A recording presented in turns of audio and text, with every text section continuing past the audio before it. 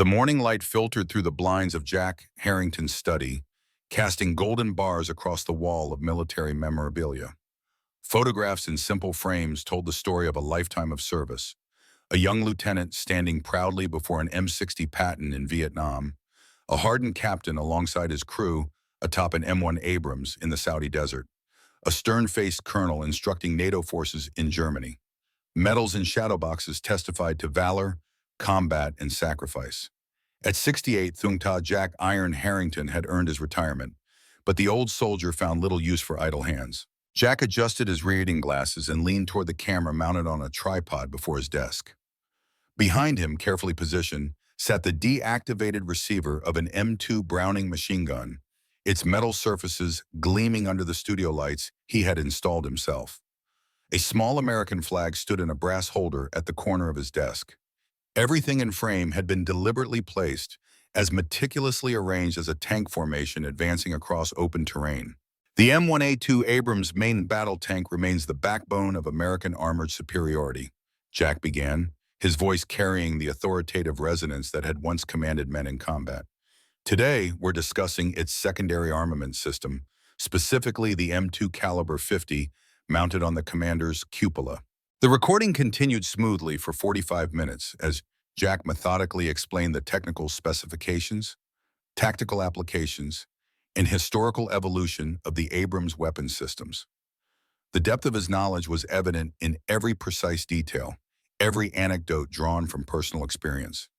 This wasn't information gleaned from technical manuals alone, but wisdom earned through decades of service. As always, this has been Colonel Jack Harrington. Remember, freedom isn't free, but knowledge should be. Until next time. He reached forward and stopped the recording, then removed his glasses with a weary sigh. Another episode completed for his YouTube channel, Armor and Honor. 250,000 subscribers valued his expertise, his candor, and his unwavering commitment to accuracy. 2 days later, Jack sat at his computer, coffee in hand, scrolling through the comments on his newest video.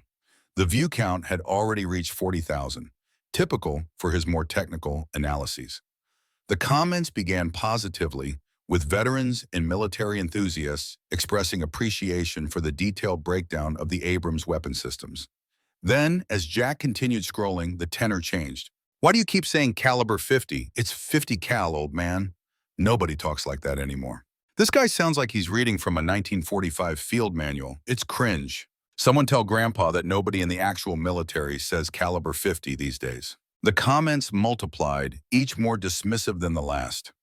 At first, Jack shrugged them off. 30 years commanding tanks had thickened his skin against far worse than keyboard critics.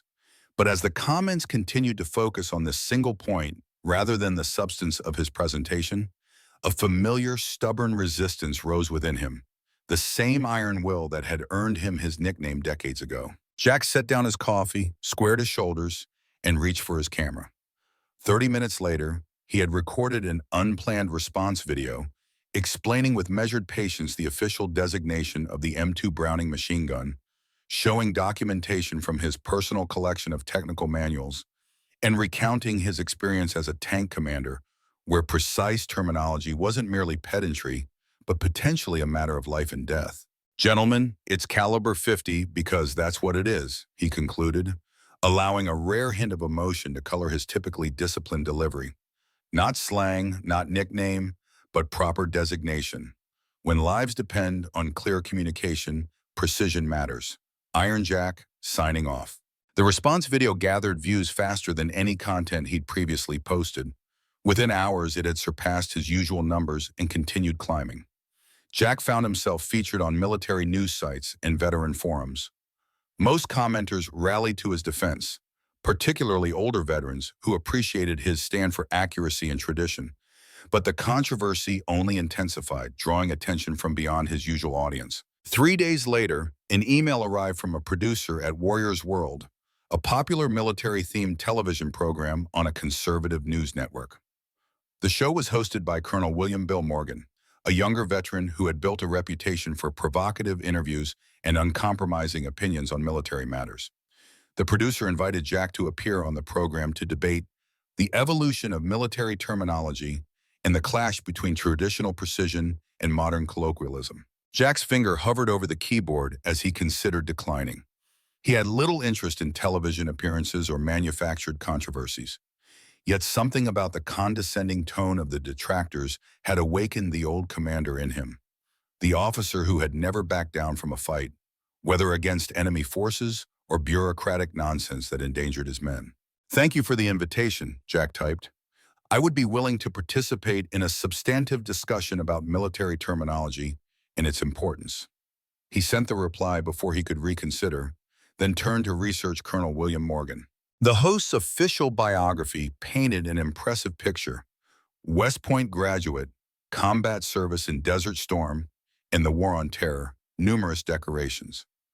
Morgan had transitioned from military service to television 5 years earlier and had quickly built a following for his bombastic style and unapologetic patriotism. His show Warrior's World featured interviews with military figures, analyses of current conflicts, and frequent criticisms of what Morgan called the weakening of America's warrior culture. Jack frowned slightly as he studied Morgan's photographs. There was something vaguely familiar about the man, though Jack couldn't place where they might have crossed paths. At 60, Morgan was younger than Jack by nearly a decade, making it unlikely they had served together as peers. Perhaps they had met at some military function or briefing over the years. Further research revealed Morgan's increasing political ambitions. Rumors circulated that he was considering a Senate run in the next election cycle, positioning himself as a champion of veterans' issues and traditional American values. His show had become as much a political platform as a military analysis program, with frequent guests from conservative circles and potential campaign donors. Jack's phone rang, interrupting his research. The caller ID showed a name he hadn't seen in years: Franklin Martinez. Jack answered immediately, a smile spreading across his weathered face. "Gunner, is that really you?" Jack asked, using the old nickname. "In the flesh, Colonel," replied the gravelly voice of his former tank gunner. "Saw your video going viral. Still fighting the good fight for precision, I see." Frank Gunner Martinez had served under Jack's command for over a decade, the two forming the kind of bond only forged through shared hardship and mutual trust. Frank had been the finest gunner Jack had ever commanded, with an almost supernatural ability to acquire and engage targets. More importantly, he had been the moral compass of their crew, the conscience that kept them grounded through the chaos of combat. "Not sure I'd call it viral, but it's stirred up more fuss than I expected," Jack admitted. "Well, it's caught attention beyond the usual grunts and tankers," Frank said. "That's why I'm calling. This Morgan fellow who wants you on his show, I know him." Jack straightened in his chair. "How's that?" "He wasn't Morgan back then. He was Little Billy, Lieutenant William Peterson, transferred to our unit in Germany in '85. The memory clicked into place, a long, forgotten personnel file suddenly retrieved from the archives of Jack's mind. Lieutenant Peterson, a fresh-faced West Point graduate, signed to Jack's company during their NATO deployment in Germany. A bright enough officer on paper, but with a dangerous combination of arrogance and carelessness that had raised immediate red flags. "Peterson," Jack repeated, the name bringing back a flood of memories. "The one who nearly got Specialist Harris killed during the night fire exercise." "The very same," Frank confirmed. "Apparently he changed his name to his mother's maiden name when he went into television. Easier to market, I guess." Jack recalled the incident with perfect clarity now. During a nighttime live fire training exercise, Lieutenant Peterson had disregarded safety protocols, rushing his crew through pre-fire checks to impress the observing NATO officers. The result had been a catastrophic misfire that had nearly killed one of his crewmen and disabled an $8 million tank. Jack had been forced to discipline the young officer severely, preventing him from advancing to company executive officer despite pressure from higher up to overlook the incident. "I had to pull him from command," Jack remembered aloud. "He was reassigned to staff duty for the remainder of the deployment, and he's carried that grudge ever since," Frank said. "I've watched his show a few times. Man's built his whole persona on being the ultimate tank commander. Rewrote his history completely. Now he's got you in his sights, Colonel." Jack absorbed this information silently. The invitation suddenly appeared in a different light, not a professional debate about military terminology, but a chance for an old subordinate to settle a score on national television. "Thanks for the warning, Gunner. I'll tread carefully." "With respect, sir, careful treading was never your strong suit," Frank replied with a chuckle. "That's why we followed you into hell and back." After ending the call, Jack made another, reaching out to Thomas Doc Wilson, the former tank technician from their old unit. Within an hour, they had arranged to meet the following day at a veteran-owned coffee shop halfway between their homes. If Jack was walking into an ambush, he wanted his old crew backing him up first with information, and if necessary, with their presence. The Valley Veterans Coffee Shop occupied a converted gas station at the edge of town, its walls decorated with military memorabilia donated by local servicemen and women. Jack arrived early, securing a corner table with good sight lines to both the entrance and the parking lot, an old habit he had never managed to break. He ordered coffee, black, and waited. Frank arrived first, his imposing frame still solid despite the passing years. He had kept his head shaved military short, and his forearms, exposed by rolled-up sleeves, showed faded tattoos commemorating their unit. The two men embraced briefly but firmly, communicating in that simple gesture the bond that had never weakened despite the intervening years. "Good to see you, Iron," Frank said, dropping into the chair across from Jack. "You too, Gunner. You're looking well." "Lies don't become you, Colonel," Frank laughed, patting his midsection. "The only thing flat about me these days is my feet."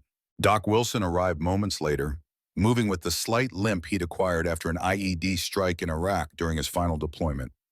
Thinner than Frank, but with the same alert eyes, Doc had been the crew member who could diagnose a mechanical issue by sound alone, often saving them from catastrophic breakdowns in the field.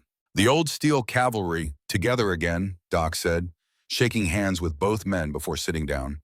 "Never thought it would be YouTube that brought us back together." The three veterans spent the first half hour catching up on families, health issues, and retirement activities before turning to the matter at hand. Jack explained the situation with Morgan's show invitation and what Frank had revealed about the host's true identity. "Peterson," Doc nodded grimly. "I remember replacing the recoil system he damaged. Never saw an officer so willing to throw his own crew under the bus to save his career." "He's made quite a transformation," Jack said. "From Lieutenant Peterson to Colonel Morgan, television star and potential Senate candidate. An historical revisionist," Frank added. "I've heard him on his show claiming to have led tank formations during the Gulf War push into Iraq. The man spent the entire conflict as a staff officer 50 miles behind the front line." Jack frowned. "That's more than embellishment. That's stolen valor." "Good luck proving it," Doc said. "He's got powerful backers now. I hear he's tight with Senator Blackburn's crowd, the ones pushing to privatize the VA hospital system." Jack's expression darkened further. As a longtime advocate for veterans' health care, he had fought vigorously against such initiatives, which he believed would ultimately reduce services for veterans in favor of corporate profits. "So he's not just settling a score with me," Jack said. "He's eliminating potential opposition to his political agenda." "Two birds, one stone," Frank agreed. "He discredits you, an authentic combat commander with a following, while boosting his own military credentials before announcing his candidacy." Jack tapped his fingers on the table, considering his options. He could decline the invitation, avoiding the trap entirely, but that would leave Morgan's fabricated history unchallenged. He could appear, but steer clear of personal history, focusing solely on the terminology debate, but that felt like surrendering the high ground. Or he could confront Morgan directly, risking appearing vindictive or bitter on national television. "I need to see exactly what we're dealing with," Jack decided. "Doc, can you pull up some recent episodes of his show? Let's see how he presents himself." Doc retrieved a tablet from his bag and pulled up several recent episodes of Warrior's World. The three men huddled around the small screen, watching clips of Morgan interviewing retired generals, analyzing current military operations, and pontificating on the state of America's armed forces. In every segment, Morgan portrayed himself as the ultimate authority, interrupting even decorated officers to correct their assessments or dismiss their concerns. "Notice how he always manages to insert his supposed combat experience," Frank pointed out to him, "always vague on details but heavy on dramatic flourishes. And his audience eats it up," Doc added. "Check the comments. They worship him as the voice of the real military." Jack watched silently, studying Morgan's technique. The man was undeniably charismatic, with a commanding presence and polished delivery. He wore his hair military short, dressed in tactical-style clothing, and frequently referenced "my men and my tank crews" when discussing historical operations. To viewers without first-hand knowledge, he would appear completely authentic. "He's using the same tactics we faced in information warfare training," Jack finally said. Control the narrative, project absolute confidence, discredit opposing sources. Classic psychological operations against his own countrymen. "So what's the play, Colonel?" Frank asked. The question came naturally, the old chain of command reasserting itself without conscious thought. Before Jack could answer, his phone chimed with an incoming email. It was from Morgan's producer, confirming his appearance and providing details about the studio location and filming schedule. The subject line read, "Caliber 50 debate confirmed, Colonel Harrington versus Colonel Morgan live." "They're already promoting it as a confrontation," Jack noted, showing the others the email. "Not a discussion, but a versus scenario." "Classic ambush," Doc muttered. "They'll control the editing, the questions, everything." Jack nodded, then straightened his posture. Decision made. "Gentlemen, I believe it's time to prepare for battle, just like old times. Except this time, our weapons will be truth and record." Over the next 3 days, Jack, Frank, and Doc assembled their strategy. They gathered documentation on Lieutenant Peterson's actual service record through contacts still active in the military.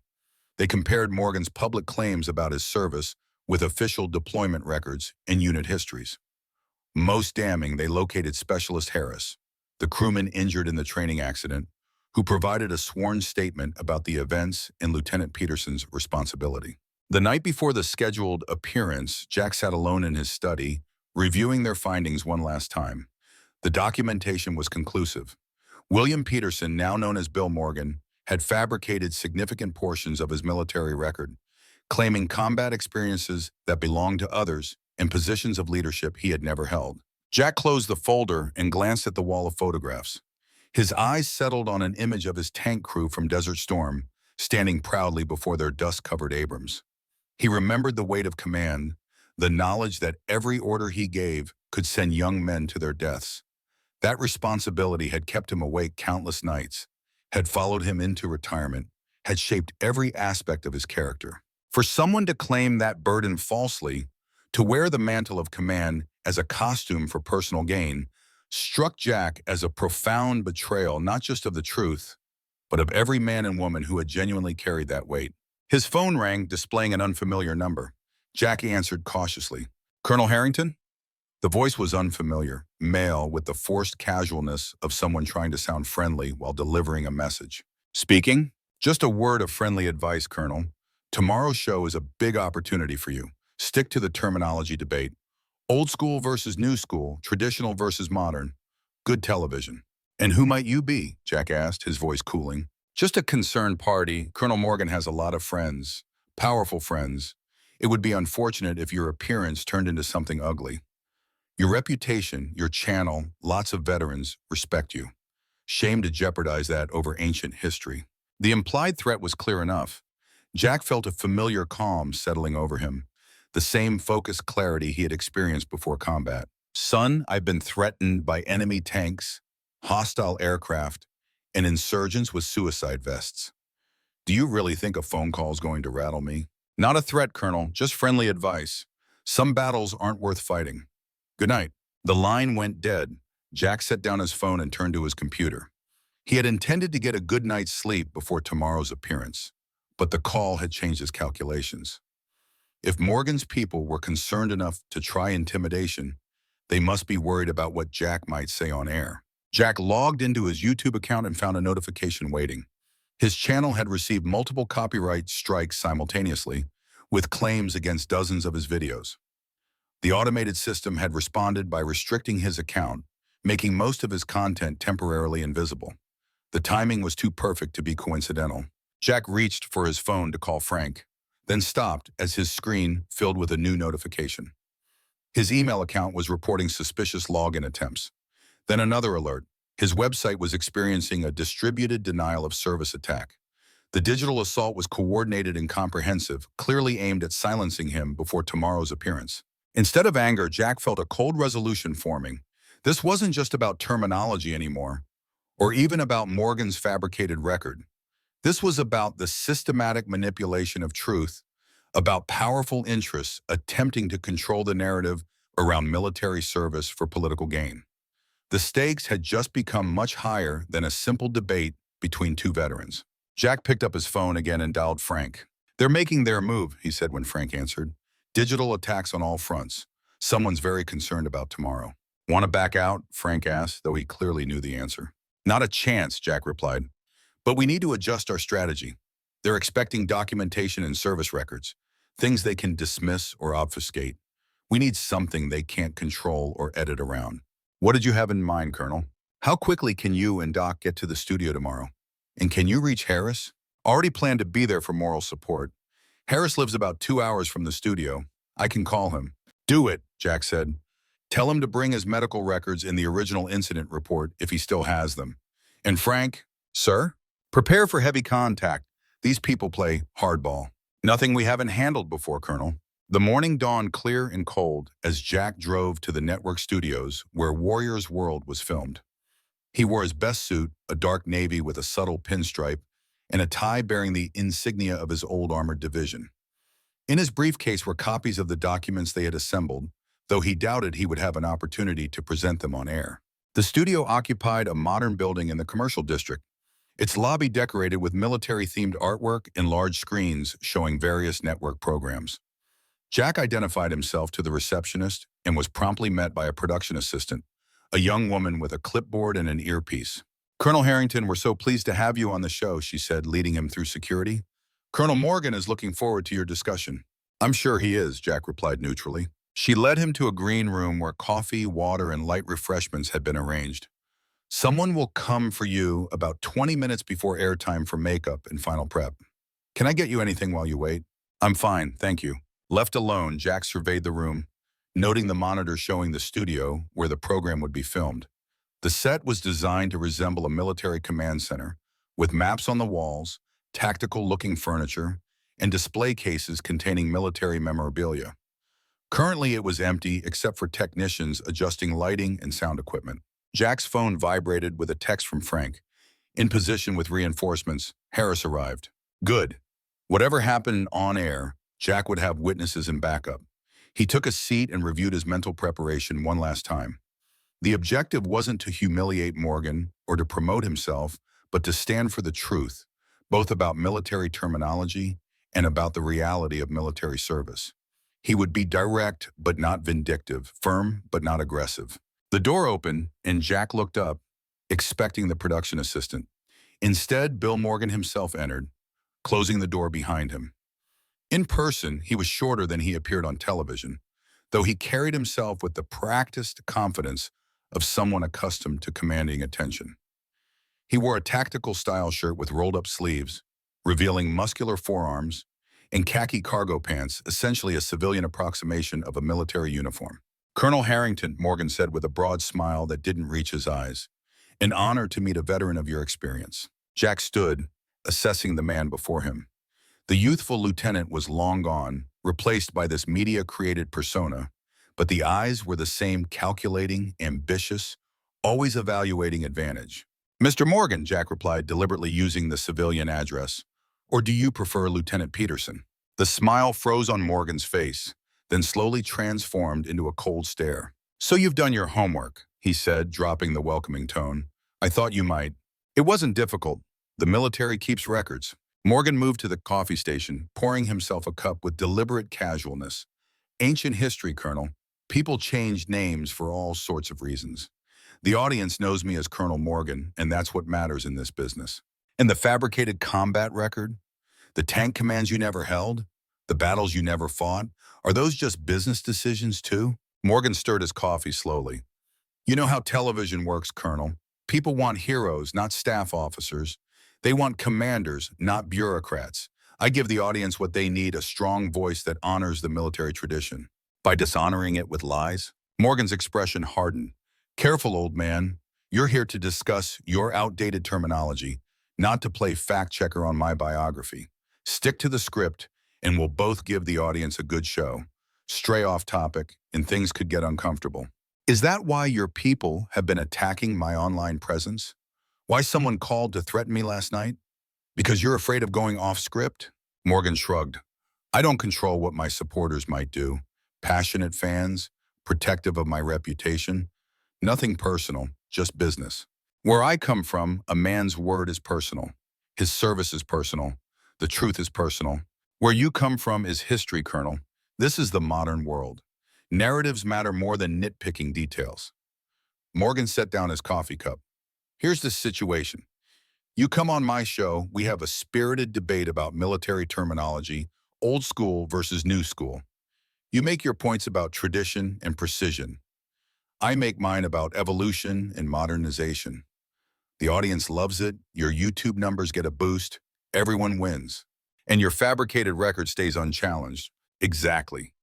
Morgan's smile returned colder than before. Alternatively, you try to ambush me with your evidence. I cut to commercial. You get escorted out, and tomorrow I do a special segment on bitter old veterans who can't adapt to changing times, using you as the perfect example. Your choice. Jack maintained eye contact, unintimidated. You forgot the third option. And what's that? You'll see. Jack checked his watch. Shouldn't be long now. Morgan's eyes narrowed with suspicion, but before he could respond, the production assistant opened the door. Colonel Morgan, we need you in makeup. Colonel Harrington, someone will be with you shortly. Morgan hesitated, clearly uncomfortable leaving Jack alone after his cryptic comment, but the demands of television production won out. Think about my offer, Colonel. Rational men know which battles to fight. He departed with a final warning glance. Jack returned to his seat, feeling the familiar calm of pre-mission readiness settling over him. Morgan had shown his hand threatening, arrogant, and determined to control the narrative. But Jack had spent decades dealing with terrain advantages, superior enemy numbers, and unfavorable conditions. This was just another battlefield, with different weapons but the same fundamental principles. 20 minutes later, Jack sat in the makeup chair as a technician applied minimal foundation to reduce shine under the studio lights. Through the monitor, he could see Morgan already on set, reviewing notes and speaking with the producer. The studio audience, consisting of about 50 people, was being seated and briefed on applause cues and program format. Jack spotted Frank and Doc in the audience, seated strategically near the center. A few rows behind them sat a man Jack recognized from photographs as Specialist Harris, older now but with the same serious expression Jack remembered from Germany. They had positioned themselves exactly as planned, visible but not conspicuous, ready to act when needed. The makeup artist finished, and the production assistant returned to escort Jack to the set.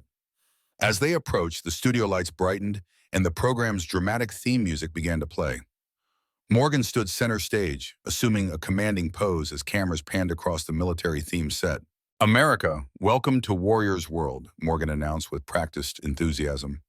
"I'm Colonel Bill Morgan, and today we're tackling a subject that has divided the military community: tradition versus evolution in military terminology." The camera pulled back as Jack was led to the second chair positioned across from Morgan. They shook hands for the camera, Morgan's grip unnecessarily firm in a small display of dominance. My guest today is retired Colonel Jack Harrington, a veteran tank commander whose recent viral video defending traditional military terminology has sparked debate across social media. Colonel Harrington, welcome to Warrior's World. "Thank you for having me," Jack replied, his voice steady and measured. "So, Colonel," Morgan began, leaning forward with an expression of exaggerated interest, "you've become something of an internet sensation for your insistence on using the term caliber 50 instead of the more common 50 cal when referring to the M2 Browning machine gun. Why such dedication to what many would consider outdated terminology?" The question was framed precisely as Jack had expected, designed to position him as rigidly traditional and out of touch. Jack maintained a neutral expression, refusing to be baited. "Accuracy matters in the military, especially in combat situations," Jack replied. "The official designation has always been caliber 50. It's engraved on the weapon itself, documented in the technical manuals, and was the standard terminology throughout my service. This isn't about being old-fashioned, it's about being precise." "But language evolves, Colonel," Morgan countered with a condescending smile. "The men and women serving today use 50 cal. Isn't insisting on outdated terminology just creating unnecessary confusion?" "Standardized terminology prevents confusion," Jack said firmly. "That's why the military has technical manuals and specific designations. It's why we don't leave communication to chance or colloquialism." Morgan shifted in his seat, maintaining his media-trained smile but with a hint of impatience breaking through. "Some might say this rigidity is emblematic of why the military struggles to connect with younger generations. In my experience commanding tank units in combat situations, effective communication sometimes means adapting to how people actually speak, not insisting they conform to manual specifications. There it was, the first fabricated claim, casually inserted into the conversation. Jack recognized the technique, established the false premise early, making it harder to challenge later without seeming to derail the discussion. But Jack had anticipated this move. "Interesting you should mention your combat command experience," Jack said, keeping his tone conversational.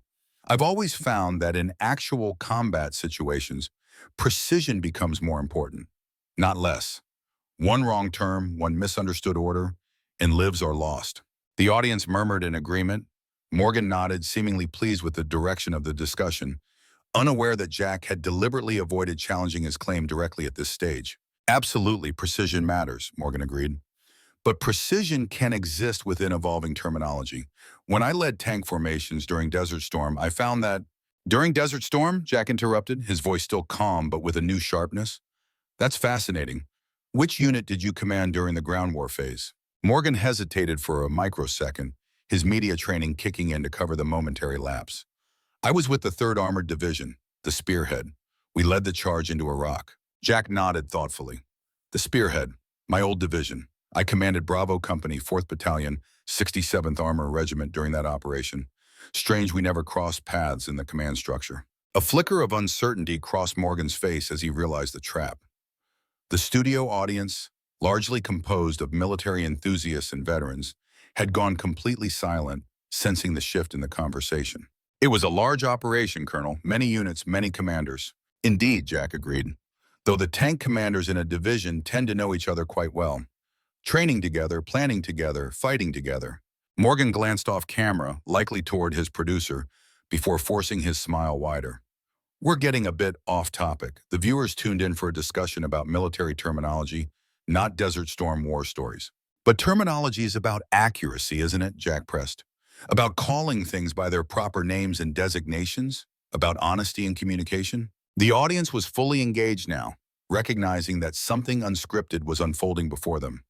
Morgan's expression hardened as he tried to regain control. "Of course, honesty matters," Morgan said dismissively, "but so does relevance. And frankly, Colonel, your insistence on terms that haven't been commonly used in decades shows a disconnect from today's military reality." "Speaking of disconnects from reality," Jack said, reaching into his jacket pocket and withdrawing a folded document, "I have here the official deployment records for the 3rd Armored Division during Operation Desert Storm. Fascinating reading." Morgan's face flushed. "This isn't the appropriate forum for whatever point you're trying to make." "Isn't it? You invited me to discuss precision in military terminology.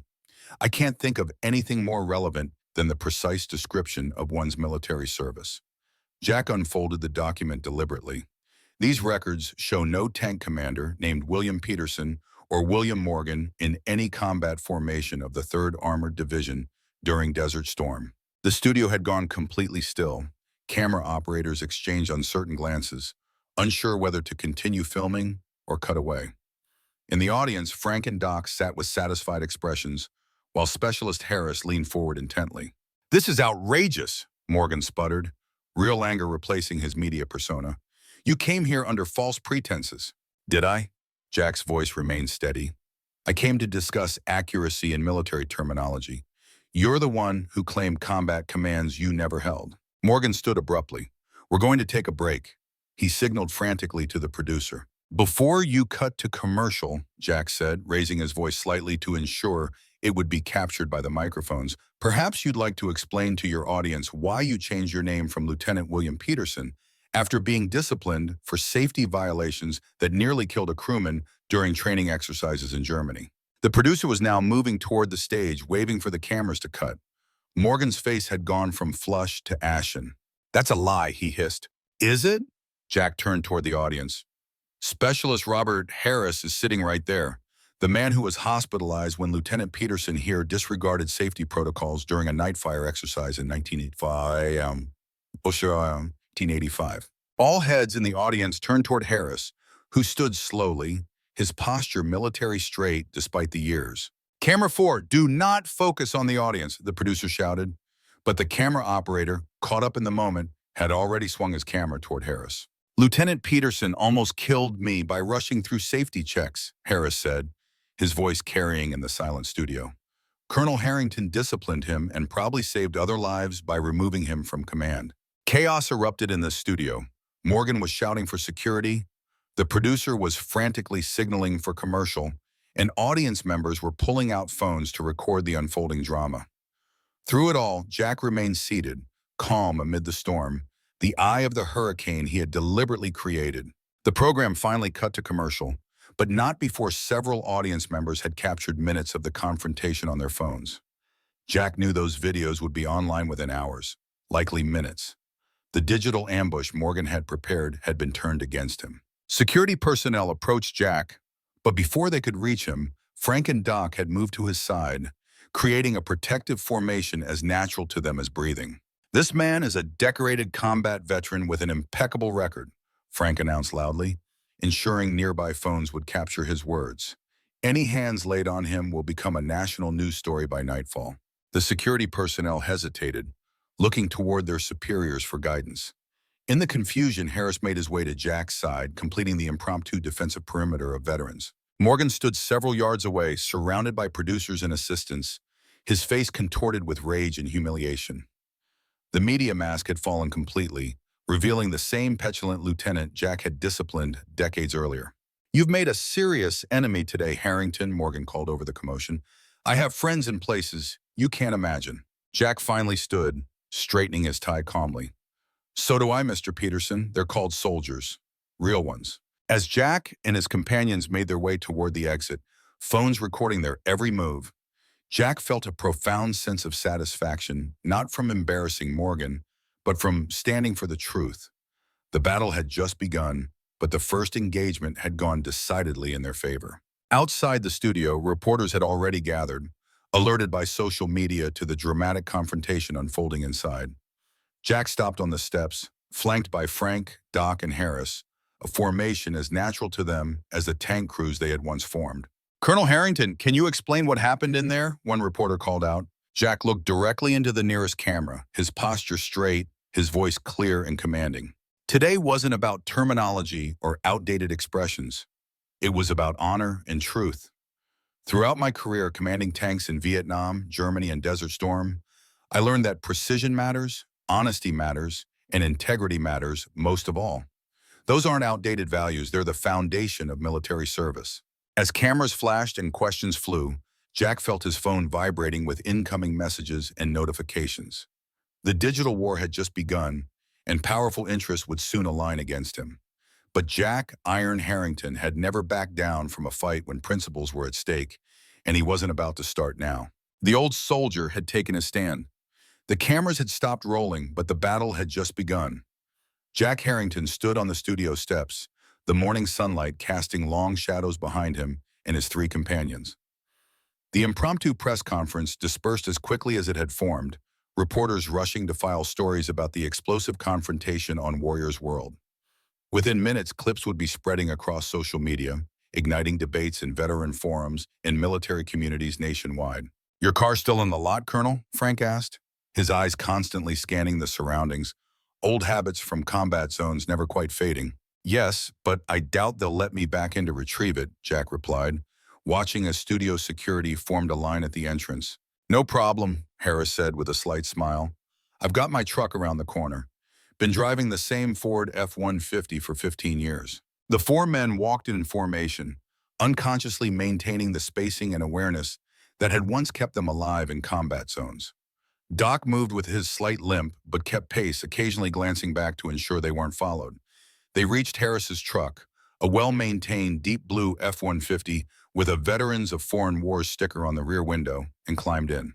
"Where to, gentlemen?" Harris asked as he started the engine. "Somewhere we can regroup and assess," Jack said, "preferably with decent coffee and no cameras." Harris nodded, pulling into traffic with the same deliberate confidence he had once shown guiding a tank through narrow German streets. "I know just the place, about 20 minutes from here." As they drove, Jack's phone continued to vibrate with notifications. He pulled it out, scrolling through a flood of messages from fellow veterans, subscribers, and even several mainstream news outlets requesting interviews.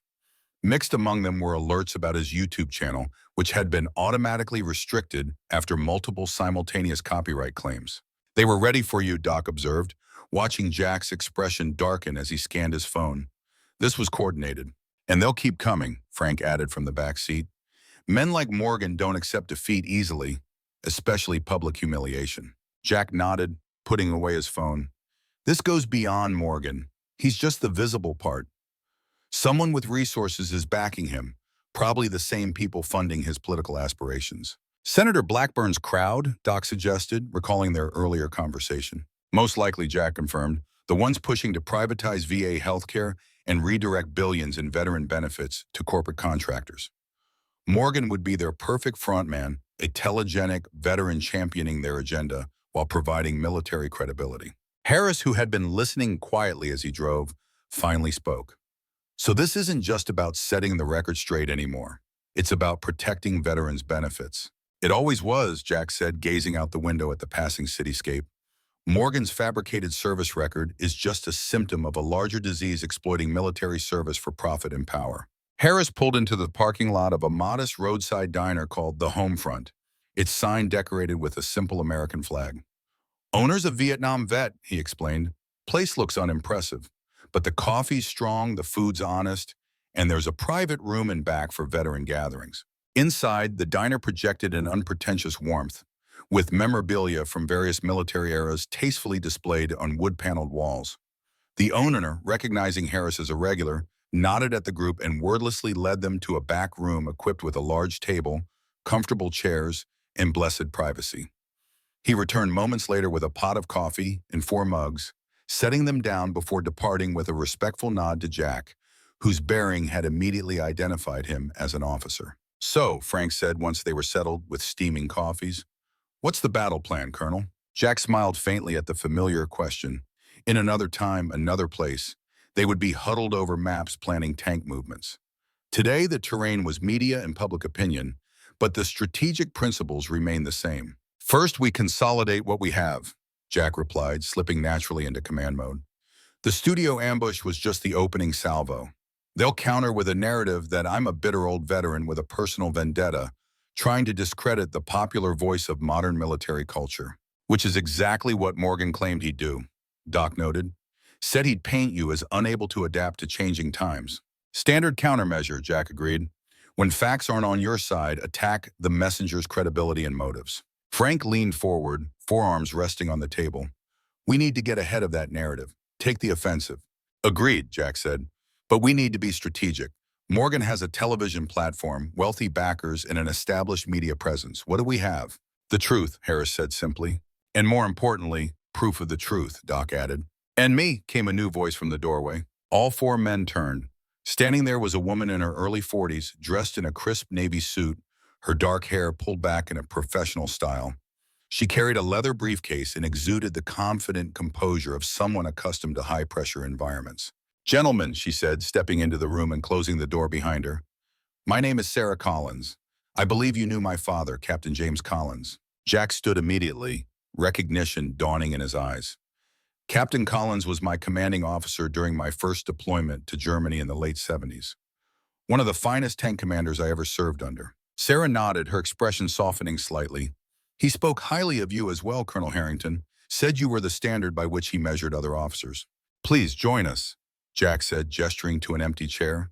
How did you find us? Sarah set her briefcase on the table and took the offered seat. I work at the Pentagon, Defense Intelligence Agency. I've been monitoring William Peterson, or Bill Morgan, as he calls himself now, for some time.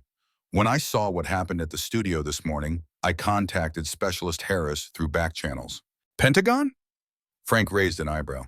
This just got interesting. Sarah's expression remained composed, but her eyes reflected a steely determination. Peterson's fabricated military record would be merely pathetic if he were just another television personality seeking attention. But he's being groomed for political office by people who want access to defense contracts and veteran program funding. That makes him a potential national security concern. So this isn't just about stolen valor, Doc said. No, Sarah confirmed. It's about preventing a fraud from gaining influence over military policy and veteran affairs. She turned to Jack. Your stand against him this morning accelerated our timeline. I was planning to build a case quietly, but now that he's been publicly challenged, things will move quickly. Jack studied her carefully. What exactly does the DIA want with a retired colonel and his old tank crew? Not the DIA officially, Sarah clarified. This is personal for me. My father died believing Peterson's lies about his service. They reconnected later in life, and Peterson convinced him he'd become a distinguished combat commander. Her voice remained steady, but a flash of controlled anger crossed her features. Dad was suffering from early dementia in his final years. Peterson visited him regularly, building his fabricated war stories while my father's memory was failing, used their old connection to bolster his credibility. A heavy silence fell over the room. The exploitation of a dying veteran by someone who had once served under him struck each man as particularly despicable. That crosses a line, Frank said finally, his voice low with controlled fury. Jack nodded slowly, his decision made. Miss Collins, I think we have compatible objectives. What do you propose? Sarah opened her briefcase and removed a sleek laptop. First, we need to counter the narrative he's already spinning. The studio confrontation is trending on social media, but his team is flooding comments with claims that you're pursuing a decades-old grudge. She turned the laptop to show them a dashboard tracking social media mentions. They're moving fast, and they have resources. So we need to move faster, Jack said. Doc, how quickly can you get my channel back online? Doc considered for a moment. The copyright strikes are fraudulent, but the appeals process is designed to be slow. However, I've got contacts at a few veteran-run tech companies. Might be able to expedite things or set up an alternative platform. Do it, Jack said. Frank, reach out to our old unit association. Get statements from anyone who served with Peterson during his actual career. We need first-hand accounts documenting the difference between his claims and reality. Frank nodded, already pulling out his phone. On it, Colonel. Harris, Jack continued, your testimony is crucial. Would you be willing to go on record about the training incident? It won't be comfortable having that spotlight on you. Harris sat straight, sir. Sir, I've carried shrapnel in my leg for 35 years because of that man's negligence. I'm more than ready to tell that story. Jack turned back to Sarah. And you, Miss Collins, what can you provide that won't compromise your position? Sarah's lips curved in a slight smile. I've been building a dossier on Peterson for 2 years. Nothing classified, just thoroughly documented public records that expose the timeline of his fabrications. She pulled a USB drive from her briefcase. Every interview where he claimed combat experience he never had. Every appearance where he described commanding tanks he never led. All cross-referenced with official deployment records and unit histories. Impressive, Jack acknowledged. But why the personal investment? Beyond your father, I mean. Sarah hesitated, then reached into her jacket pocket and withdrew a small photograph, sliding it across the table to Jack. It showed a young woman in desert combat fatigue standing proudly beside an Abrams tank. My daughter, Sarah said quietly. Lieutenant Rebecca Collins, currently deployed with the 1st Armored Division, 3rd-generation tank commander in our family. What Peterson is doing dishonors her service and the sacrifice of every real combat leader who ever carried that burden. Jack studied the photograph, seeing in the young lieutenant's confident stance the same bearing that had marked her grandfather as a natural leader. He handed the photo back with newfound resolve. Then we're agreed, he said. We counter Morgan's narrative with documented facts. We expose not just his fabricated service, but the broader agenda he represents. There's one more thing, Sarah added. Peterson's political backers are preparing to announce his Senate candidacy next week at a fundraising gala for veterans. They're calling it the American Warriors Benefit. Many genuine veterans will attend, believing they're supporting one of their own. That's our battlefield then, Jack said decisively. The fundraiser. If we're going to expose him, it should be there before he can use more veterans as props for his ambitions. Getting in won't be easy, Doc warned. Security will be tight, and we'll all be on their watch list after today. A thoughtful silence fell over the group, each considering the challenge. Then Harris spoke up. I might have a solution, he said. My son works for the hotel where they're holding the gala. He could get us service staff credentials. That's still risky, Frank cautioned. If we're recognized, we won't be approaching directly, Jack said, a strategy forming in his mind. We need a more sophisticated approach. He turned to Sarah. Does the DIA have any interest in Peterson's financial backers? The ones funding his political aspirations? Sarah's expression remained neutral, but her eyes narrowed slightly. Officially, I couldn't comment. Unofficially, certain foreign investment patterns in domestic political campaigns have raised concerns. Then I think we have our angle, Jack said. We don't just expose Peterson's stolen valor. We follow the money and expose who's really behind his sudden political rise. The impromptu war council continued for another hour, developing strategies, assigning tasks, and establishing secure communications. As they prepared to depart, Jack's phone rang. The caller ID showed an unfamiliar number with a Washington, D.C. area code. Harrington, he answered, his voice guarded. Colonel Harrington, this is Senator James Warren, came a deep, measured voice. I serve on the Veterans Affairs Committee. I believe we need to talk. Need to. Jack's eyes met Sarah's across the table. I'm listening, Senator. Not over the phone, the senator replied.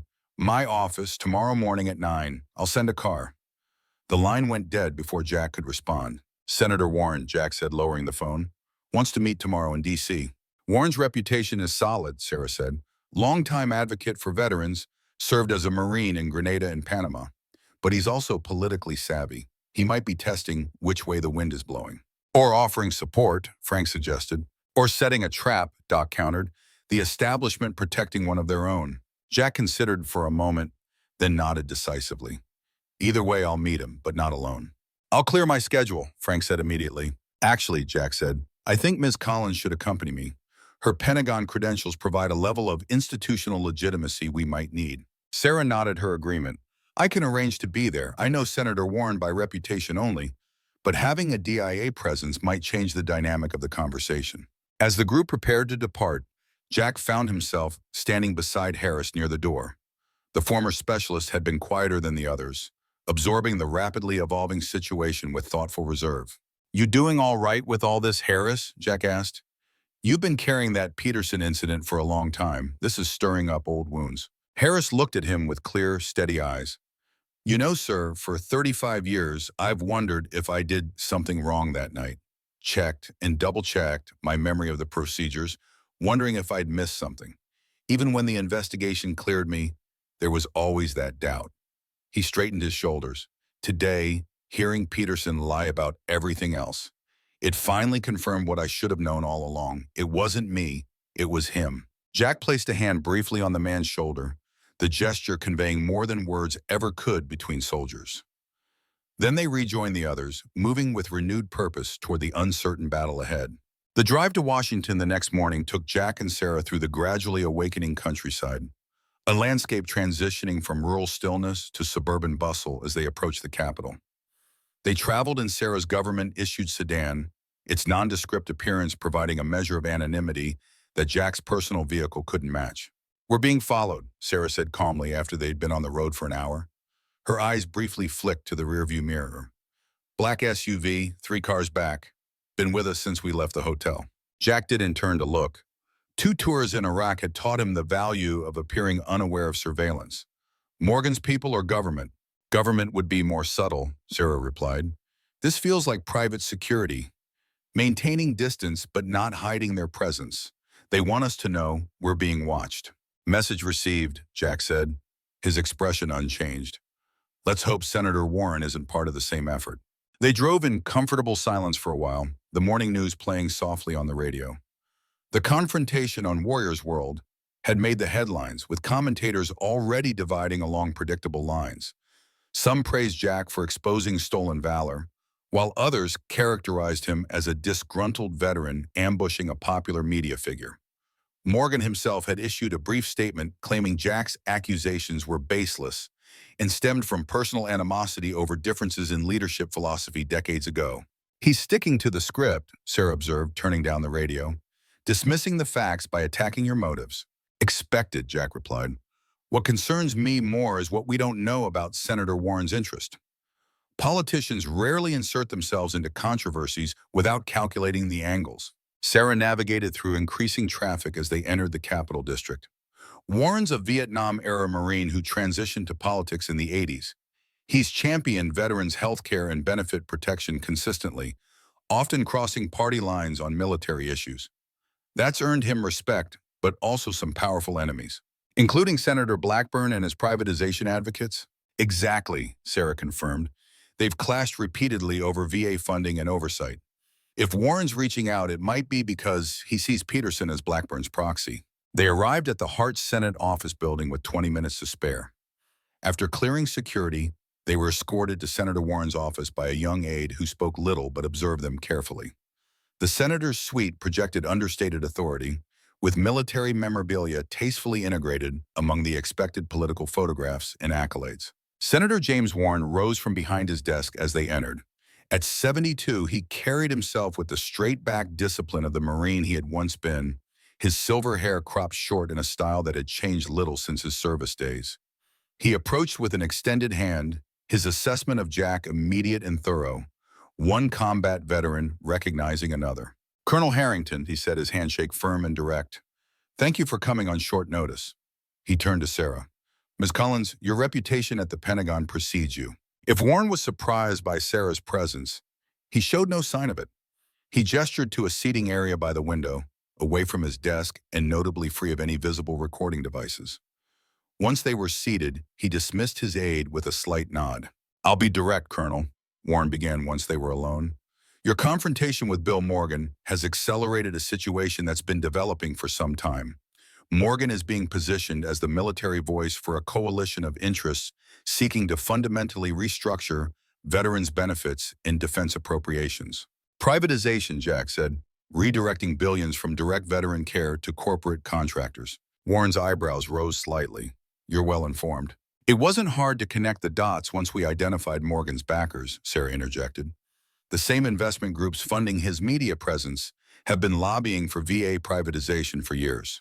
The senator studied them both, seeming to recalculate his approach. "Then you also know this isn't just about one television personality with a fabricated service record. It's about using stolen military credibility to advance policies that would harm millions of veterans."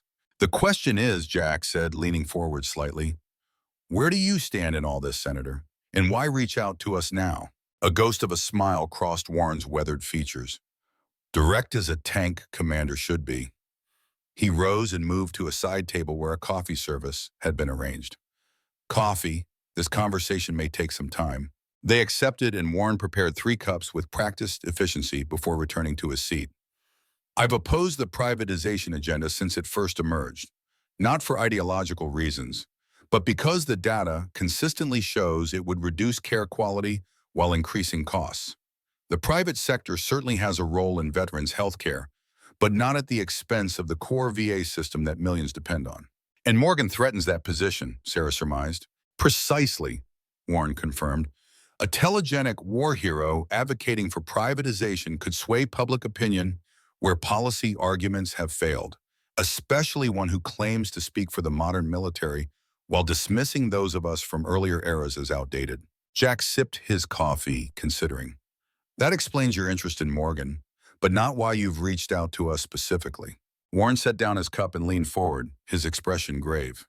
"Because you've done what no one else has had the courage to do: publicly challenge his fabricated credentials. That makes you either a valuable ally or a significant liability, depending on how events unfold." "And which do you consider us, Senator?" Sarah asked directly. Warren's gaze was steady. "That depends on your next moves. If you're planning to pursue a personal vendetta against Morgan, dragging out old grievances without addressing the larger policy implications, you'll likely be neutralized quickly. His backers have extensive resources and influence." "And if we're focused on the broader agenda he represents," Jack pressed. Then Warren said, "You might find support from quarters you didn't expect, including official ones." The implication hung in the air between them. Jack and Sarah exchanged a quick glance, communicating volumes without words. "What exactly are you proposing, Senator?" Jack asked. Warren reached into his jacket and withdrew a small envelope, sliding it across the coffee table. "The American Warriors Benefit Gala next week. Morgan's expected to use it as a soft launch for his Senate candidacy announcement. Many genuine veterans will attend, believing they're supporting a worthy cause." Jack opened the envelope to find 2 formal invitations to the gala. "You want us there?" "I want the truth there," Warren corrected. "About Morgan's actual service record, about who's funding his sudden political aspirations, and about what their agenda means for veterans' care." "This is a significant escalation," Sarah noted. "Morgan's backers won't take it lightly." "No, they won't," Warren agreed grimly, "which is why timing and evidence are critical. You need irrefutable proof delivered in a public forum they can't control or edit afterward. Anything less, and they'll simply paint you as disgruntled veterans with personal grudges." Jack returned the invitations to the envelope. We've been gathering documentation and testimony. What you're suggesting would require additional resources. Resources can be arranged, Warren said carefully. Unofficially, of course. Sarah's expression remained neutral, but her posture had subtly shifted. Senator, is this conversation happening with the knowledge of your colleagues on the Veterans Affairs Committee? Warren's smile was thin. Mr. Collins, I think we both understand that some conversations need to happen before they become official. Let's just say there are those in government who share my concerns about foreign investment influencing veterans' policy through proxies like Morgan. The meeting continued for another half hour, with Warren providing insights into the political landscape surrounding the privatization agenda and the network supporting Morgan's emergence as its public face. As they prepared to leave, the senator held Jack back momentarily. Colonel, one last thing, Warren said quietly. This isn't just politics. For men like us who actually led troops in combat, seeing someone fake that sacred responsibility for personal gain strikes at something fundamental. Jack nodded, a wordless understanding passing between them. Some lines shouldn't be crossed, Senator. Precisely. Good hunting, Colonel. Back in Sarah's car, they drove in thoughtful silence for several minutes before she spoke. He's using us. Of course he is, Jack agreed. Just as we're using him. The question is whether our objectives align sufficiently to make the alliance worthwhile. The invitations solve our access problem for the gala, Sarah acknowledged, and having a senator's unofficial backing provides some measure of protection. But significantly raises the stakes, Jack added. Warren's involvement confirms this goes beyond Morgan to the policy agenda he represents. We're stepping into a much bigger battlefield. Having second thoughts, Colonel? There was no challenge in Sarah's tone, just a genuine question. Jack gazed out at this Capitol dome visible in the distance, its white stone gleaming in the morning sun. No, but I am recalculating the potential casualties. Frank, Doc, Harris, they signed up for exposing one fraud's stolen valor. Now we're potentially disrupting a major political and financial operation. The counterattack will be proportionate. We should give them the chance to step back, Sarah suggested. Jack shook his head. You don't know tankers very well, Ms. Collins. Once committed to an objective, they don't abandon the mission, but they do deserve to know exactly what they're facing. They arranged to regroup that evening at a small hotel outside Washington, where they'd be less likely to encounter Morgan's supporters. Jack spent the afternoon making secure calls to veterans he'd served with, quietly building a network of witnesses who could corroborate the discrepancies between Morgan's claimed service and his actual record.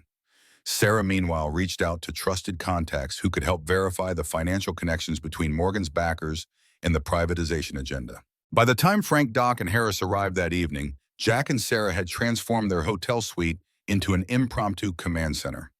Maps of the hotel where the gala would be held were pinned to one wall, while documents detailing Morgan's fabricated service claims lined another.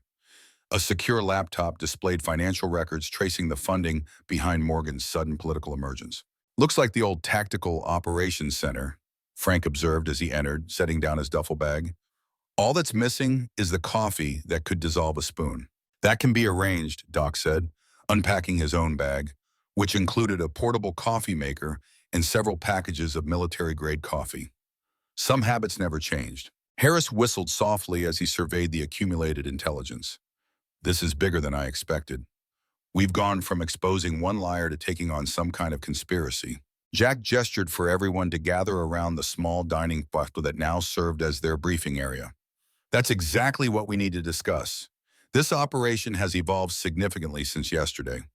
He outlined the meeting with Senator Warren and the broader implications of Morgan's political backing. So we're not just exposing stolen valor anymore, Doc summarized when Jack finished. We're potentially disrupting a multi-billion-dollar plan to privatize veterans' health care. Correct, Jack confirmed, which means the opposition will be far more determined and better resourced than we initially expected. Anyone who wants to step back now can do so, no questions asked. Frank snorted. With respect, Colonel, that's not how this works. We started this mission together. We'll finish it together. The stakes are higher than we thought, Harris agreed, but so is the importance. My son's still serving, so are my nephews. What happens to the VA system will affect them directly when they transition out. Besides, Doc added with a wry smile, taking on superior numbers against unfavorable odds? That's basically what we train for. Jack felt a surge of pride in his old crew. Thank you, gentlemen. But we need to be clear-eyed about the risks. These people have resources, influence, and a lot to lose if Morgan's exposure disrupts their agenda. So we need to make sure the exposure sticks, Sarah said, joining them at the table. Irrefutable evidence presented in a forum they can't control, with enough public visibility that it can't be buried or spun afterward. The gala, Frank nodded, that's our objective. Specifically, the moment when Morgan is introduced as their next champion, Jack elaborated. According to Senator Warren's intelligence, they plan to have him announce his Senate candidacy there, surrounded by genuine veterans who believe they're supporting one of their own. Timing will be critical, Sarah warned. Too early, and they can control the narrative. Too late, and the damage is done. So we need to hit precisely when he takes the stage, Doc said, the tactical problem engaging his analytical mind. But how? They'll have security, they'll control the microphones, and they'll be watching for all of us now. Harris had been studying the hotel layout pinned to the wall. My son confirmed he can get 2 of us service credentials, kitchen staff or waiters, but that only gets us into the building, not necessarily into position. Jack moved to the laptop and pulled up an image. This is the ballroom where the gala will be held. The stage is here, VIP tables arranged in this semicircle. Security will be concentrated at these entry points. The group gathered around, veterans' eyes automatically assessing fields of fire, cover positions, and movement corridors just as they once had with battle maps. We need a technological solution, Doc said after studying the layout, something that can't be easily blocked or interrupted. I might have an idea, Sarah offered, her expression thoughtful, but it would require resources beyond what we currently have. Would Senator Warren's unofficial support extend to equipment? Jack asked. Possibly, Sarah acknowledged. I'll make some inquiries. They continued planning late into the night, developing primary strategies and contingency plans with the methodical thoroughness of combat veterans who understood that no operation survives first contact with the enemy unchanged. When they finally broke to get some rest, Jack remained at the table, studying the documentation they had assembled. Sarah returned from making a secure call and found him still there, a cold cup of coffee at his elbow. You should get some sleep, Colonel. Tomorrow will be demanding. Jack looked up, fatigue evident in the lines around his eyes. Just making sure we haven't missed anything crucial. In combat, overlooked details get people killed. Sarah sat across from him. This isn't combat, not literally, but I understand the mindset. She paused, studying him. May I ask you something personal? Of course. Why does this matter so much to you? Beyond the stolen valor aspect, I mean. You've had a distinguished career. Your reputation is secure. Why risk it all to expose Morgan? Jack was silent for a long moment, considering the question. Have you ever commanded troops in combat, Ms. Collins? No, she admitted. My service has been intelligence, not line command. Jack nodded, his gaze distant. When you order men into danger, knowing some might not return, it changes you forever. That responsibility, it's sacred. You carry the weight of every decision, every casualty, for the rest of your life. His eyes refocused on her. For someone to claim that burden falsely, to wear it like a costume for personal gain, it's not just dishonest, it's a desecration. Sarah nodded slowly. My father used to say something similar. That command wasn't about the authority, but about the cost of the decisions. Your father was a wise man, Jack said, and from what I've seen of your daughter's photograph, that wisdom continues in your family. She didn't want me to fight this battle, Sarah admitted. Said Morgan wasn't worth the risk to my career, but some principles transcend career considerations. Indeed they do, Jack agreed, which is why you should also get some rest. Tomorrow we begin the real operation. The next 3 days passed in a blur of intense activity. Jack and Frank traveled to military bases and veterans organizations, quietly collecting testimonials from those who had served with Peterson during his actual career. Doc worked with technical experts to develop systems that could bypass the gala's controlled communications environment. Harris coordinated with his son to secure service staff credentials and internal intelligence about the event's security arrangements. Sarah, meanwhile, leveraged her Pentagon connections to assemble documentation on the financial network behind Morgan's political rise, revealing concerning patterns of foreign investment channeled through domestic front companies. She also secured the technological resources they would need for the gala operation, delivered through channels discreet enough to maintain plausible deniability for all involved. The evening before the gala, they gathered once more in the hotel suite for final preparations. The room had taken on the focused energy of a military unit before deployment. each person checking equipment and reviewing their responsibilities with disciplined precision. Communications check, Doc announced, distributing small earpieces designed to look like hearing aids. These operate on an encrypted frequency separate from what the venue's security will be monitoring. Range tested to 1 kilometer. Jack inserted his earpiece, adjusting it until it sat comfortably. Backup communication protocols? Hand signals established, Frank confirmed. If electronic communications are compromised, we revert to visual confirmations. Harris laid out 2 server uniforms obtained through his son. These will get Jack and Frank inside his staff. The credentials will pass initial security, but won't hold up under close scrutiny. They don't need to, Jack said, just long enough to reach our positions. Sarah's invitation will get her and Doc in through the main entrance as guests. Sarah opened a slim case containing what appeared to be standard smartphones. These have been modified with specialized software. They'll connect to the venue's display systems when activated, overriding their standard inputs.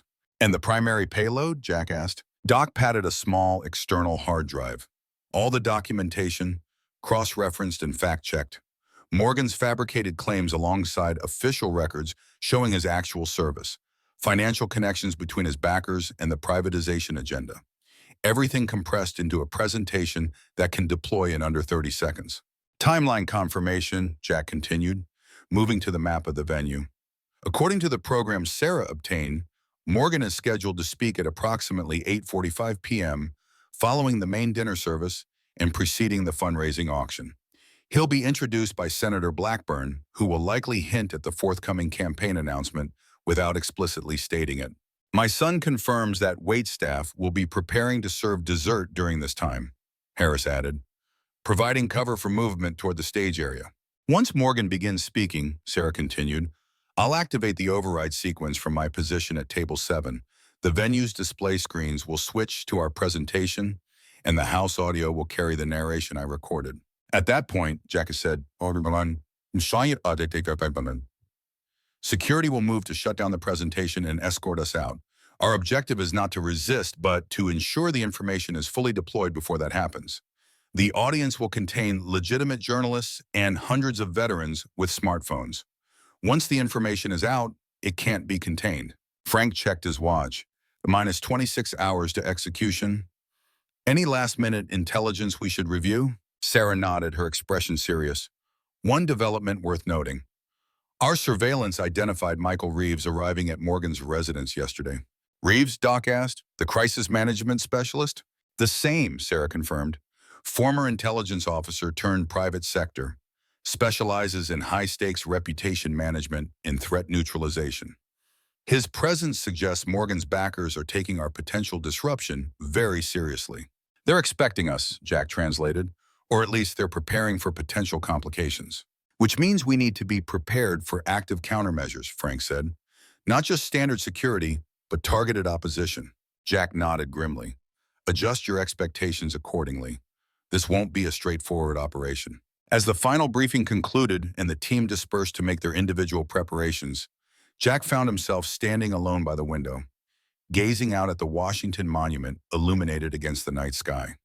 The enormity of what they were attempting settled upon him, a small group of aging veterans and one intelligence officer preparing to challenge powerful political and financial interests on their home terrain. He felt a presence beside him and turned to find Harris standing there, his expression reflective. Something on your mind, Harris? Just thinking about ironies, Colonel, Harris replied.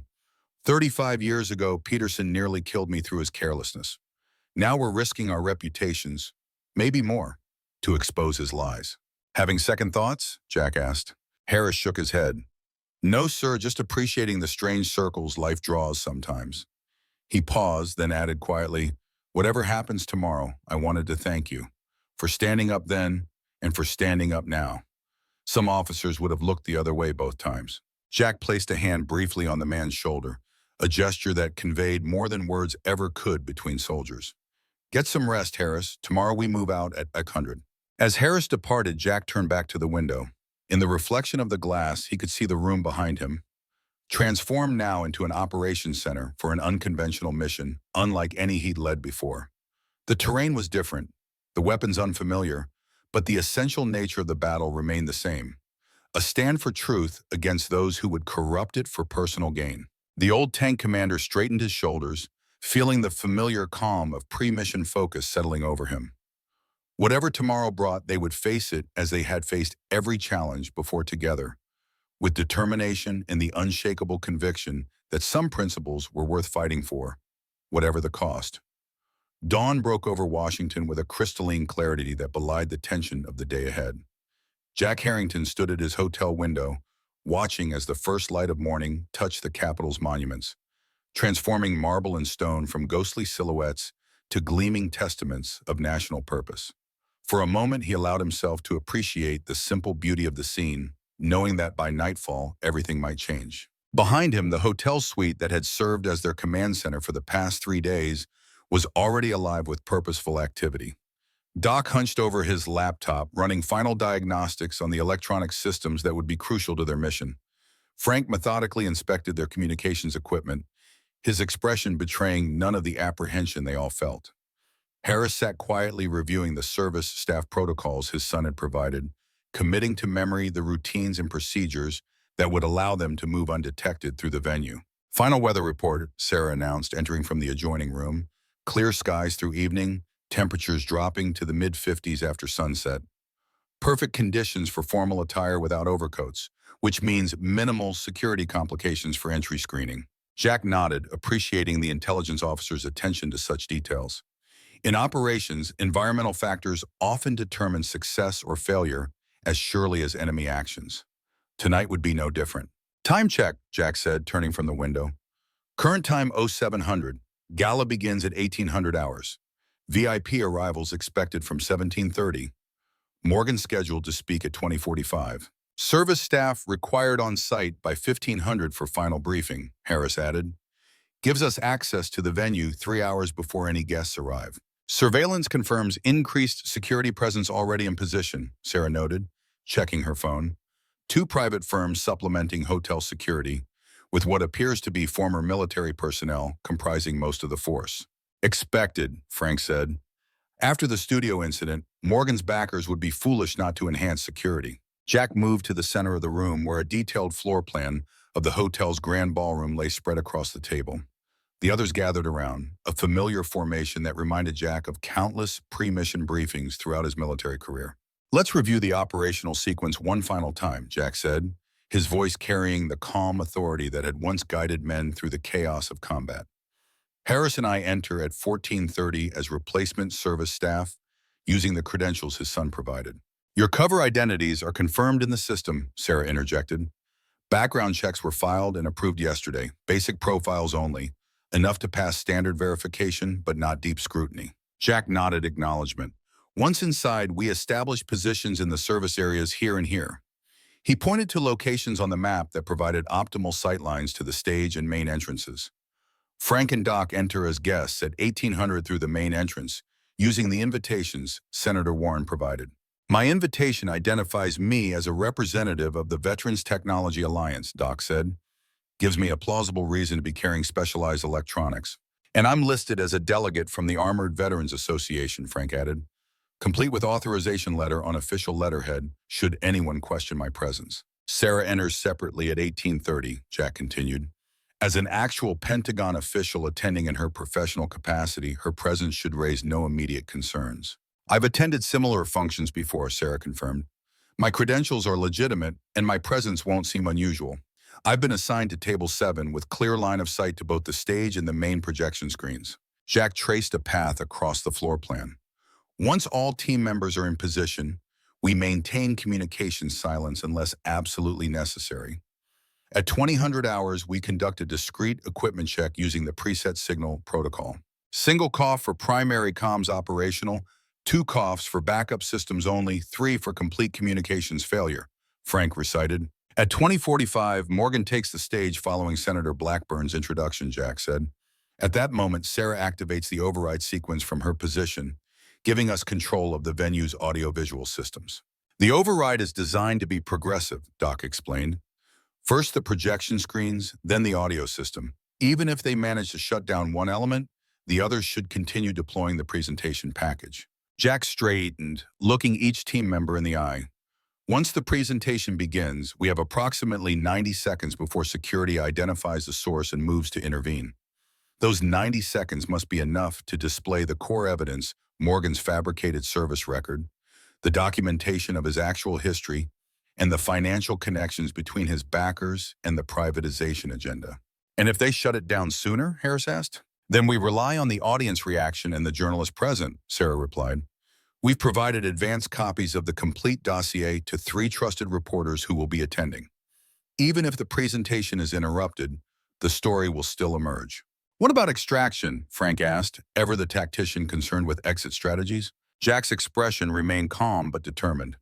Once the presentation deploys, our mission is complete. We make no attempt to grandstand or claim credit. We exit through our designated routes while attention is focused on the stage. And if extraction is compromised, Frank pressed, knowing that no plan survived contact with the enemy unchanged.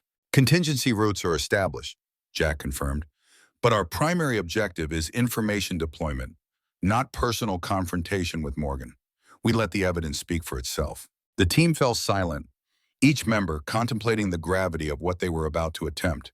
They were not young men rushing into danger with the invincible confidence of youth, but veterans who fully understood the risks and consequences of their actions. Only Sarah, decades their junior, might not fully grasp the weight they carried as aging warriors standing for one last principle. I know what you're all thinking, Jack said, breaking the silence, that this isn't worth the potential cost. That exposing one man's lies isn't worth jeopardizing your hard-earned retirement, your reputations, possibly even your freedom if this goes badly. Actually, Colonel, Doc said with a slight smile, I was thinking this feels more important than most of the combat missions we undertook. Those were about territory, strategy, political objectives that shifted with administrations. This is about something more fundamental. Honor, Harris said simply, and truth, Frank added, 2 things that seem in increasingly short supply these days. Jack felt a surge of pride in these men who had once been his responsibility and were now his brothers in this unexpected final mission. Then let's be about it, gentlemen. And Ms. Collins, thank you for standing with us. Sarah's professional composure softened momentarily. Colonel Harrington, when my father spoke of you, he said you were the rare officer who understood that leadership isn't about rank or authority, but about standing for what's right, especially when it's difficult. I'm honored to be part of this mission. With that, they dispersed to make their final preparations, each carrying the quiet resolve of soldiers who had faced danger before and found themselves equal to its challenge. 4 hours later, Jack and Harris approached the service entrance of the Washington Grand Hotel, a neoclassical landmark that had hosted political gatherings for over a century. They wore the black pants and white shirts of the venue's waitstaff, their posture and bearing carefully modulated to project the deferential competence expected of high-end service personnel rather than the military precision ingrained through decades of service. ID and assignment, requested the security guard stationed at the staff entrance, a stocky man with the alert eyes and steady posture of former military. James Harrison and Robert Hendricks, Jack said, presenting the forged credentials Harris's son had provided. Last-minute additions to the banquet service team for the American Warriors' benefit. The guard checked their IDs against his tablet, eyes narrowing slightly. You're not on my original staff roster. Last-minute replacements, Harris explained with just the right note of weary resignation. 2 regular staff called out sick. We're from the agency they use for backup. The guard studied them for another moment, then nodded. Sign here. Report to Mr. Daniels in the main kitchen for assignment. He gestured toward the service corridor beyond the security desk. They signed and proceeded through the door, maintaining the unhurried but purposeful pace of experienced service staff. Only once they were well into the service corridor did Harris allow himself a small sigh of relief. First checkpoint cleared, he murmured, just loud enough for Jack to hear. Jack gave an almost imperceptible nod as they navigated the bustling back areas of the Grand Hotel. Kitchen staff hurried past with carts of supplies, housekeeping personnel pushed laundry trolleys, and maintenance workers attended to last-minute adjustments. Amid this choreographed chaos, 2 more veterans in waiter's attire attracted no special notice. They located Mr. Daniels, a harried banquet manager coordinating dozens of staff members for the evening's event. He barely glanced at their credentials before assigning them to separate sections of the ballroom exactly as they had hoped. Harris would be positioned near the main entrance, providing early warning of VIP arrivals, while Jack was assigned to the section nearest the stage, giving him optimal positioning for the operation's critical phase. Positions secured, Jack sub-vocalized into his concealed microphone as he began arranging place settings at his assigned tables. Proceeding with equipment placement. Under the guise of adjusting table settings, Jack carefully positioned three tiny devices beneath strategic tables, the adhesive under his sides, ensuring they remained hidden from casual inspection. These receivers would intercept Doc's transmission when activated, providing redundancy should any single unit be discovered or malfunction. The next 2 hours passed in a blur of practiced routine as Jack and Harris performed their assigned duties with convincing proficiency, setting places, arranging silverware, and preparing the ballroom for the evening's illustrious guests. Security personnel conducted several sweeps of the room, but their focus remained on obvious threats, packages, suspicious objects, unauthorized access points rather than the innocuous activities of thoroughly vetted staff. At precisely 1800 hours, the first guests began to arrive. Jack, now circulating with a tray of champagne flutes, spotted Frank and Doc entering through the main doors, their formal attire and confident demeanor ensuring they blended seamlessly with the gathering crowd of military officers, defense contractors, and political figures. "Package 1 delivered," Frank murmured into his concealed microphone as he accepted a champagne flute from a passing waiter who wasn't Jack. Proceeding to position Alpha. Jack continued his circuit of the room, mentally noting security positions and potential complications. The ballroom filled steadily, the crowd a mix of genuine veterans in formal attire or dress uniforms, political figures seeking photo opportunities with military heroes, and wealthy donors whose connections to veterans' causes were often tenuous at best. At 1845, a subtle shift in the security posture alerted Jack to the arrival of Senator Blackburn, a silver-haired man with the practiced smile and firm handshake of a career politician. Trailing in his wake came William Peterson, known to the assembled crowd as Colonel Bill Morgan, television personality and champion of veteran causes. Morgan wore an expertly tailored tuxedo adorned with several medals that Jack knew for certain he had never earned. "Primary target has entered the building," Harris reported softly through the communication system, accompanied by Senator Blackburn and what appears to be a personal security detail of 2 men. Jack observed Morgan from the periphery of his vision as he continued serving champagne. The man moved with the practiced charm of a media personality, shaking hands, posing for photographs, and accepting accolades with false humility. Watching Peterson play the role of distinguished combat veteran before an audience that included men who had actually commanded tanks in battle ignited a cold fury in Jack's chest, but his expression remained impassive as he continued his duties. At precisely 1850, Sarah arrived, elegant in a conservative navy dress that projected professional competence rather than seeking attention.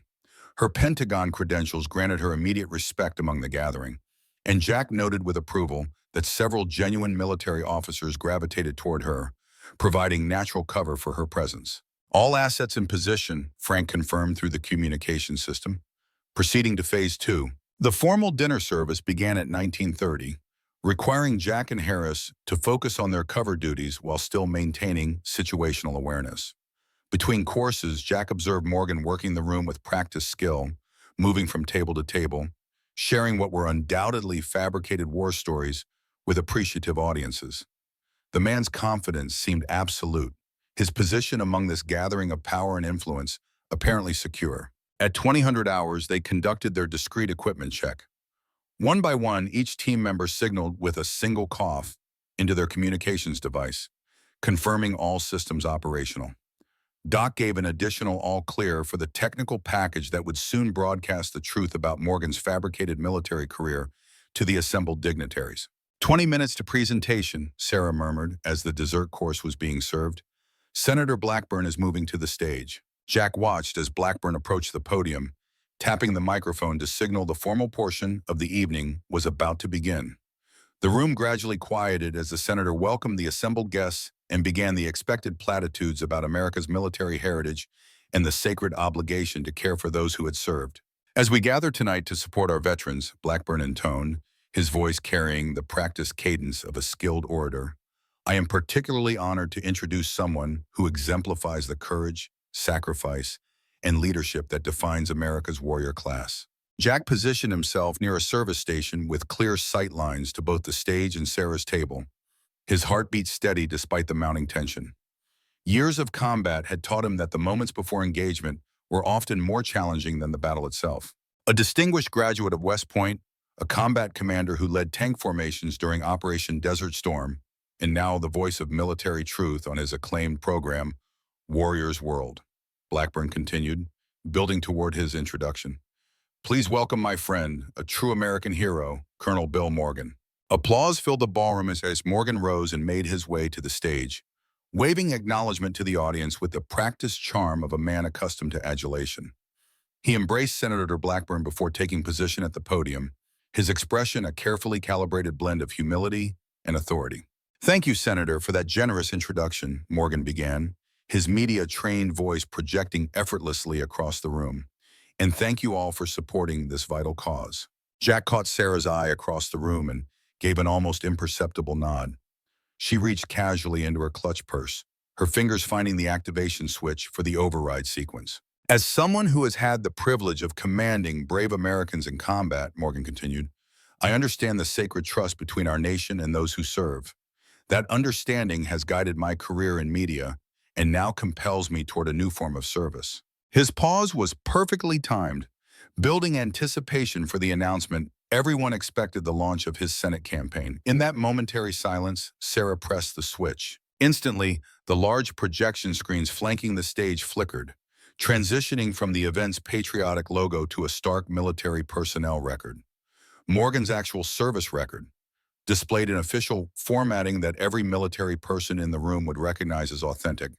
Simultaneously, his voice cut out as the audio system transferred to the pre-recorded narration Doc had prepared. William Peterson, who now calls himself Bill Morgan, began the authoritative voiceover, served as a lieutenant in the United States Army from 1983 to 1908.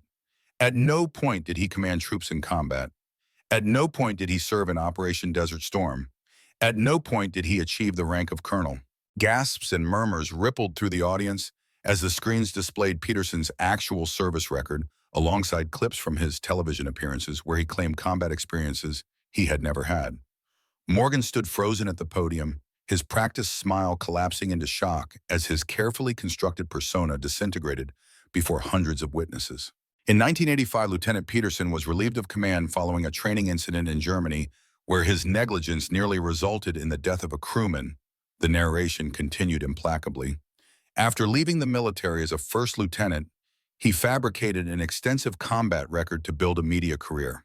The screens now displayed documentary evidence of Morgan's actual whereabouts during Desert Storm, alongside his television claims of leading tank formations into Iraq. The contrast was devastating in its simplicity, no interpretation needed, just the stark presentation of truth against falsehood. Security personnel were now rushing toward the stage and scanning the room, but appeared unsure where to focus their efforts.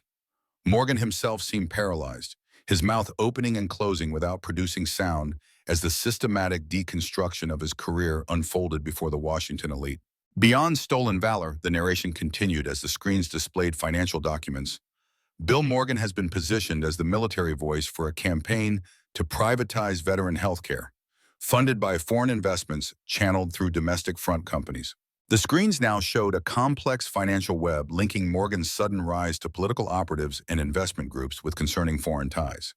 The documentation was presented with clinical precision, each connection substantiated with dates, amounts, and official records. Security had now located the AV control booth and was attempting to shut down the presentation, but Doc's redundant systems ensured the evidence continued to display.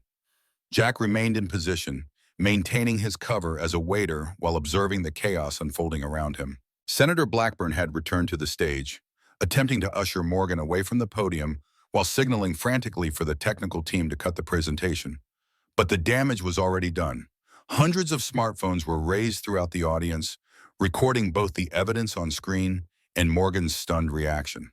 73 seconds into the presentation, exactly as they had calculated, security managed to terminate the audio and video feeds. But by then, the core evidence had been displayed, recorded by countless devices, and witnessed by hundreds of influential figures, including legitimate journalists who recognized the significance of what they had just seen. Move to extraction points, Jack sub-vocalized into his communications device. Mission complete. Following their predetermined plan, each team member began making their way towards separate exits, deliberately avoiding eye contact or any indication they were connected. Jack abandoned his serving tray at a service station and moved purposefully toward the kitchen, projecting the demeanor of staff responding to the disruption rather than causing it. He had almost reached the service corridor when a firm hand gripped his shoulder. Jack turned to find himself facing a tall man in an expensive suit, whose bearing and alert eyes immediately identified him as security rather than a guest. "You, waiter! Stop right there," the man said, his voice carrying the unmistakable tone of authority. "Sir," Jack responded, adopting the deferential manner of service staff. "I need to get back to the kitchen. The manager will be looking for me." The man's eyes narrowed, studying Jack's face with growing recognition. "You're not staff. You're Harrington, from the television confrontation." Jack maintained his cover persona for one moment longer, then straightened imperceptibly, allowing his natural command presence to surface. The shift was subtle but unmistakable, his eyes hardening, his posture transforming from the deliberately stooped stance of an aging waiter to the squared shoulders and direct gaze of a combat officer. "That would be Colonel Harrington," Jack corrected, his voice low but carrying an authority that made the security man involuntarily stand straighter. "And I believe my work here is done." Before the man could respond, a commotion erupted near the stage. Morgan had apparently recovered enough to begin shouting accusations, creating a scene that drew all attention in that direction. The security man's eyes flicked toward the disturbance for just an instant, a professional's instinctive assessment of developing threats. In that momentary distraction, Jack slipped through the service door and into the kitchen corridor beyond.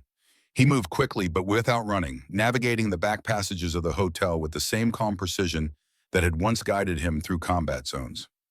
Behind him, he could hear the security man calling for backup, but the labyrinthine service areas of the Grand Hotel offered multiple exit routes. Jack followed the path they had memorized from the building plans, moving through a laundry processing area, past startled kitchen staff, and finally through a delivery entrance that opened into a side alley.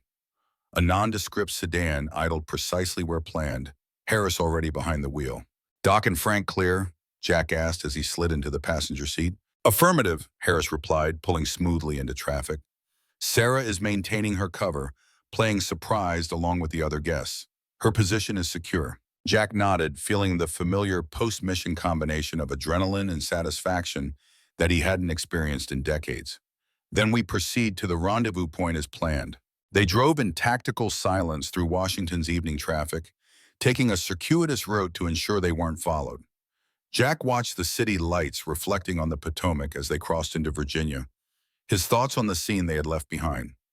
By now, Morgan's carefully constructed persona would be unraveling completely as journalists pressed for explanations and genuine veterans questioned his claims. The rendezvous point was a small private airfield outside the city where a chartered plane waited to return them to their respective homes before the inevitable investigation could identify and locate them. As Harris turned onto the access road leading to the airfield, Jack spotted Frank and Doc already waiting beside their rental car. "Mission assessment?" Frank asked as Jack approached, the old habits of after-action review surfacing automatically. "Successful deployment of primary objective," Jack replied. The evidence was presented clearly and witnessed by the target audience.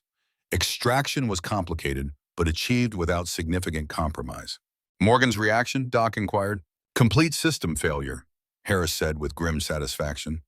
The man froze completely, then melted down. Couldn't even form coherent denials. "And the financial connections? Did that material deploy fully?" Frank pressed. "Affirmative," Jack confirmed. The links between Morgan's backers and the privatization agenda were clearly displayed. Senator Warren's intelligence was accurate and comprehensive. The sound of another vehicle approaching caused them to pause. All four men turned, veterans' instincts assessing potential threat. The tension eased as they recognized Sarah's government sedan pulling alongside their vehicles. "Gentlemen," she said, exiting her car with the composed demeanor of someone who had just left a slightly disappointing formal function rather than a covert operation. "I believe congratulations are in order." "The aftermath?" Jack inquired. "Chaos initially," Sarah reported. "Security attempted to confiscate phones and recording devices, but there were simply too many. At least 3 major news outlets had reporters present, all of whom were transmitting immediately to their editors. "And Morgan?" Doc asked. "Last I saw, he was being hustled out through a side entrance by his security detail, still shouting about conspiracies and vindictive veterans with grudges." A small, satisfied smile briefly crossed Sarah's professional composure. Senator Blackburn was already distancing himself, telling anyone who would listen that he had been misled about Morgan's record and was deeply concerned by these troubling allegations. "Politicians," Frank muttered, with the timeless disdain of career soldiers for elected officials. "First to claim credit, first to abandon ship." "What about Senator Warren?" Jack asked. "Maintained perfect deniability," Sarah confirmed. "Expressed appropriate shock, called for a thorough investigation, and suggested that if the allegations proved true, they represented a profound disrespect to genuine veterans." The faint sound of rotors became audible in the distance, growing steadily louder. All 5 looked skyward, identifying the approaching helicopter by its distinctive sound before its lights became visible. "That's not part of our extraction plan," Harris said, tension evident in his voice. "No," Sarah agreed, "but it is expected." She turned to Jack. "There's been a change in the operational conclusion, Colonel. That's our ride, not the chartered plane." Jack's expression remained impassive, but his eyes conveyed his question clearly enough. "The evidence package we deployed contained more significant intelligence implications than initially discussed," Sarah explained. "Certain parties within the government are very interested in debriefing us directly rather than allowing us to disperse." "We're being taken into custody," Frank translated, his hand unconsciously moving toward a sidearm he hadn't carried in years. "Not exactly," Sarah clarified as the helicopter descended toward the small airfield's landing pad. "Think of it as an invitation to provide expert consultation on a matter of national security that coincides with our recent activities." The helicopter touched down 50 yards away, its rotors continuing to turn as the side door slid open. A man in a dark suit emerged and stood waiting beside the aircraft, making no move to approach them. "The choice is yours, gentlemen," Sarah said. "You can take your chartered flight and return home. What you've already accomplished has exposed Morgan's fraud and will likely derail the privatization agenda. Or you can join me for what I suspect will be a very interesting series of conversations about the broader implications of what we uncovered." Jack studied the waiting helicopter, considering their options. The mission as planned was complete. They had exposed Morgan's stolen valor and the financial network behind his political aspirations. They could return to their retirement with the satisfaction of having done the right thing one final time. And yet, "The foreign investment connections," Jack said slowly, "they're more significant than you initially indicated." Sarah's expression remained professionally neutral. "Let's just say that certain patterns we identified raised concerns well beyond veterans' healthcare policy." Jack looked at his 3 companions, men who had followed him into danger decades ago and had just risked everything again for a matter of principle. No words were needed. The question was asked and answered in the silent communication that only comes from absolute trust forged in shared hardship. "Ms. Collins," Jack said, turning back to Sarah, "I believe we'll accept that invitation for further consultation." As they walked toward the waiting helicopter, Harris fell into step beside Jack. "You know," he said quietly, "when I agreed to help expose Peterson, I thought we'd be done in time for me to catch the game on Sunday." "Getting too old for field operations, Harris?" Jack asked with the ghost of a smile. "Not too old, sir," Harris replied as they approached the helicopter. "Just thinking that some battles never really end. They just change terrain." The helicopter lifted off minutes later, banking toward an undisclosed location where the consequences of their evening's work would continue to unfold. As the lights of Washington receded beneath them, Jack found himself reflecting on the strange journey that had brought him here. From a YouTube channel about military terminology to what was apparently becoming a matter of national security. Through the helicopter's window, he could see the illuminated dome of the Capitol in the distance, a reminder of the principles he had spent his life defending. Whatever came next, he had stood for truth one more time.